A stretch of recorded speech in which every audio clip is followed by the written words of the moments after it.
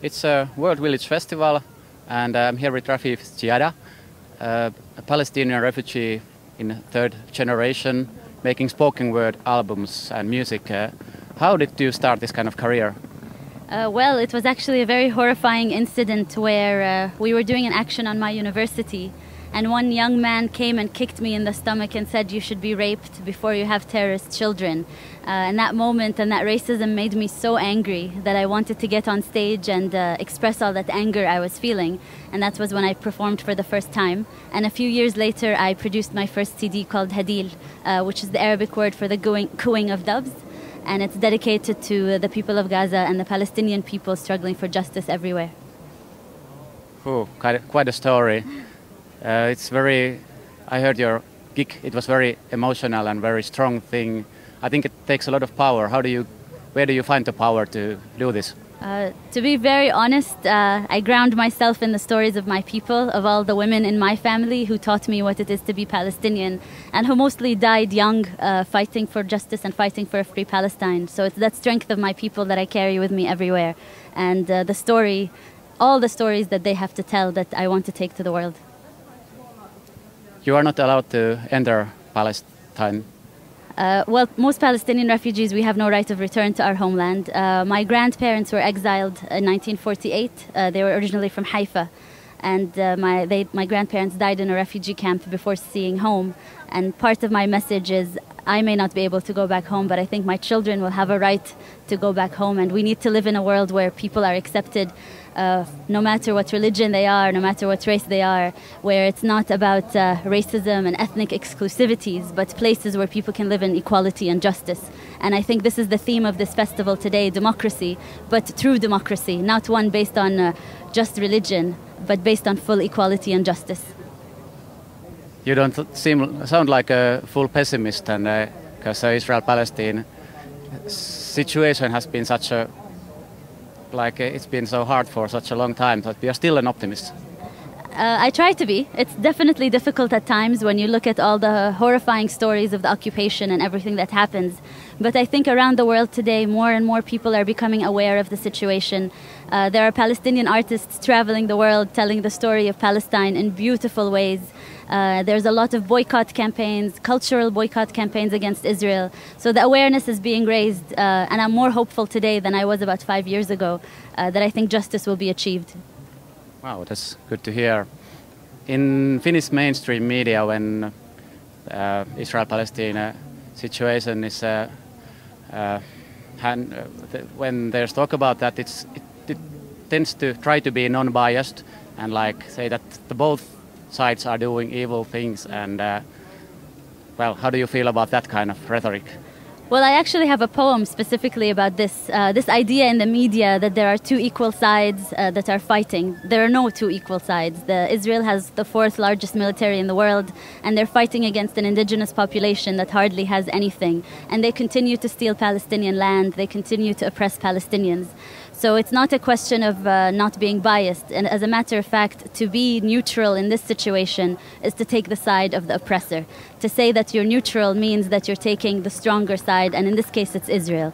I think the media has a lot to learn from Palestinians, and I would urge them to start listening to us instead of dictating the story that they want to tell to the world, to actually listen to the Palestinian story.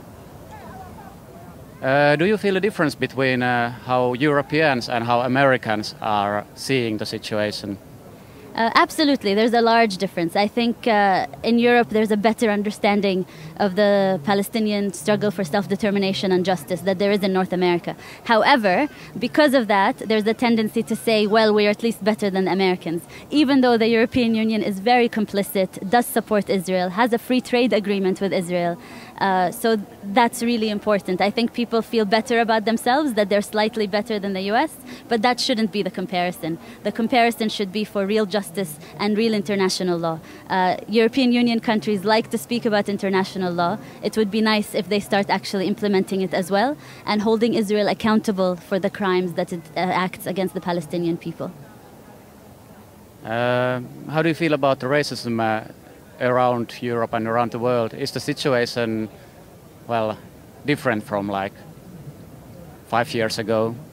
I would say there's certainly worsening racism around Europe, and you really feel it as an Arab. Everywhere you go, you really feel it very strongly, especially with economic crisis happening. A quick scapegoat is always the immigrants, to say that they're the problem with what's happening. And the recent elections in Greece, I think, were very telling. When such a right-wing fascist party is able to get elected by so many people, it's a real danger. And I think more and more people need to be aware of this. Oftentimes we hear people in Europe speaking about the terrorism coming from the Middle East. It would be good if they can at least also spend some time speaking about the racism that's coming out of Europe against migrants here. That's an issue that's erased with a lot of racism over it. But I think it's coming to a stage where we have to face it in a very serious way.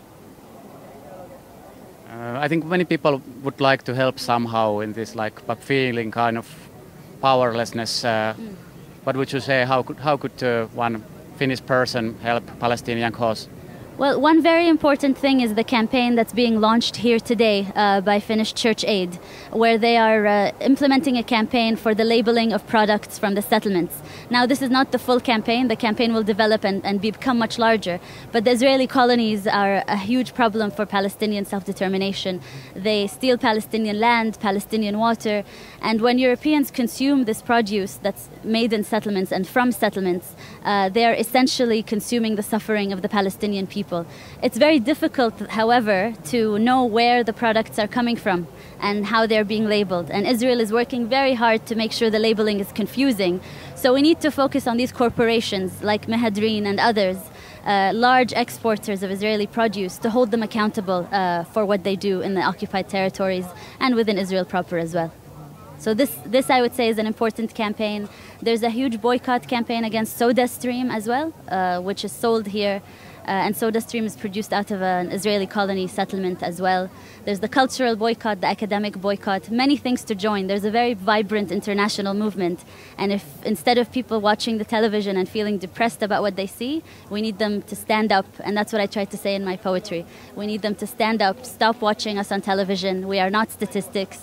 We are calling for international solidarity, and we want people to act. That sounds very good and makes sense. Thank you so much. Thank you very much.